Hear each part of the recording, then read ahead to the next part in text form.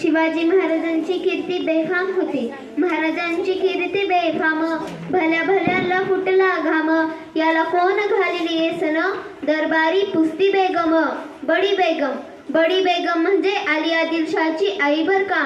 नजरेत तिचा अंगार, दरबार झाला गपगार. कोणी घेईना पुढाकार, साऱ्यांनीच मानली हार. इतक्यात अचानक एक सरदार उठला, बोलला, हम लाएंगे शिवाजी को. आणि त्यानं विडा उचलला. नाव तेच अफजल खान, जिता जागता जणू सैतान. खान बोलला छाती ठोकून, शिवबाला टाकतो चिरडून. कौतिक झाले दरबाराचे. खान निघाला मोठ्या गुरबीत, त्याचं घोडदळ पायतळ, फौजा फाटलई बतकळ.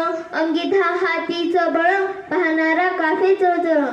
गावं लुटली, देवळं उद्ध्वस्त केली, आया बहिणींची आबरू लुटली. कोण रोखणार हे वादळ. आता शिवबाचं काय खरं नाही. इकडे निजाम, तिकडे मुघल, पलीकडे इंग्रज. जो तो हेच बोलू लागला. राजाची सेना मुठभर, खानाला कसा थोपणार. काय लढवावा हुन्नर, चिंतेत पंत सरदार. रायबा म्हणाले, महाराज आपण कोठेतरी आज्ञास्थळी जावं. जिजाऊ म्हणाला रायबांना, शिवबा केवळ आमचा पुत्र नव्हे तर अवघ्या मराठी जनांचा स्वाभिमान. अशा वाघिणीचा तो छावा, गनिमाला कसा ठेचावा. डोक्यात गणी मेकावा, भेटीचा धडला सांगावा. प्रतापगडावर आमने सामने भेटीचा सांगावा. खानाने हसत कबूल केला. दिवस ठरल्याप्रमाणे प्रतापगडच्या पायथ्याशी खान आला. बेहुमान त्याला नाही जाणीव, शिवाजी राजाच्या शक्तीची. अन करील काही कल्पना युक्तीची रजीजी. अन करील काही कल्पना युक्तीची रजीजी. खानाच्या भेटीसाठी महाराजांनी एक शानदार शामियाना उभा केला होता. भेटीसाठी शान उभारीला. अशा या शामियानात खान डौलत आला. सय्यद बंडा त्याच्या संगतीला.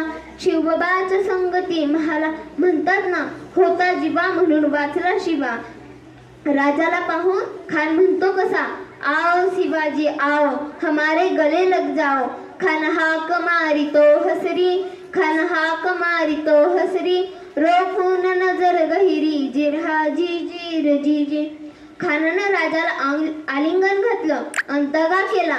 खानदाभिमान मानला. कट्यारीचा वार त्यानं केला.